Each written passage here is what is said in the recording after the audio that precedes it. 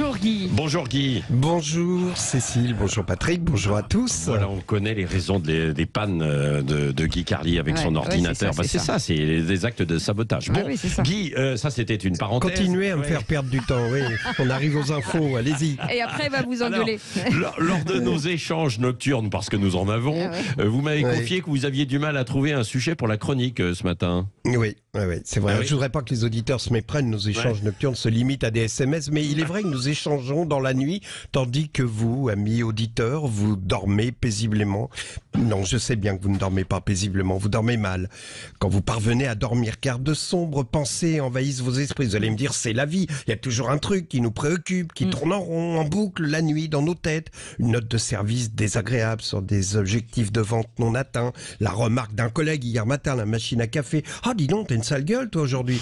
Ou la mutation des ados en permanence sur leur téléphone au point que vous ne vous souvenez même plus de la dernière fois où votre ado a levé la tête pour vous regarder, au point qu'hier matin, lorsqu'après avoir pris son petit déjeuner sans un mot, alors qu'il sortait de la cuisine, les yeux sur son écran, vous avez craqué, vous avez hurlé « J'existe !» si fort que le chat a pris peur, s'est sauvé de la cuisine à toute vitesse et que votre ado vous a regardé comme si vous étiez folle. Non, je ne suis pas hystérique. Tu ne dis pas bonjour, tu ne prononces pas un mot du petit déjeuner, tu pourrais au moins mettre ton bol dans le lave-vaisselle. Quand tu sors de la cuisine, tu n'es pas à l'hôtel, je suis pas ta bonne, j'existe. Voilà, c'est ça qui vous empêche de dormir, cette impression de ne plus exister. Mais c'est juste que votre enfant grandit, ce n'est plus votre bébé, le temps passe. Le temps passe, il est cruel avec vous aussi, avec votre visage, avec cette ride au coin des lèvres que vous avez découvert hier matin et qui depuis ride votre esprit aussi et vous empêche de dormir. Au point qu'en pleine nuit, vous êtes levé pour aller dans la salle de bain, vérifier si elle était toujours là, cette putain de ride, pour voir si son sillon ne s'était pas creusé davantage depuis la veille.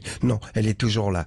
Et vous retournez vous coucher, l'autre qui dort à vos côtés, qui grogne sans vraiment cesser de dormir. Qu'est-ce qui se passe? Et vous, non, rien, tout va bien. Dors. On ne réveille pas l'autre pour une ride nouvelle, alors vous la gardez et vous la laissez faire la fête dans votre quotidien, comme font la fête tous les problèmes du quotidien.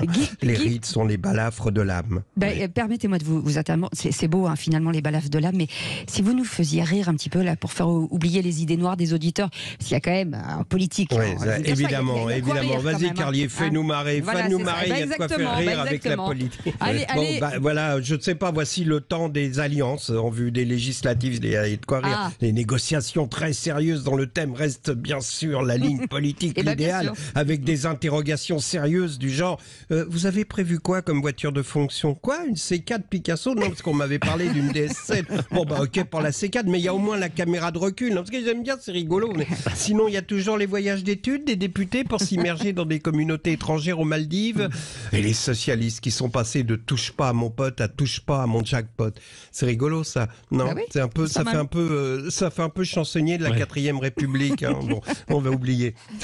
ça fait un peu caveau de la République. Oui. Bon, alors je vais vous parler de Jean Lassalle. C'est rigolo ça, Jean Lassalle. Il est tellement truculent, tellement pittoresque.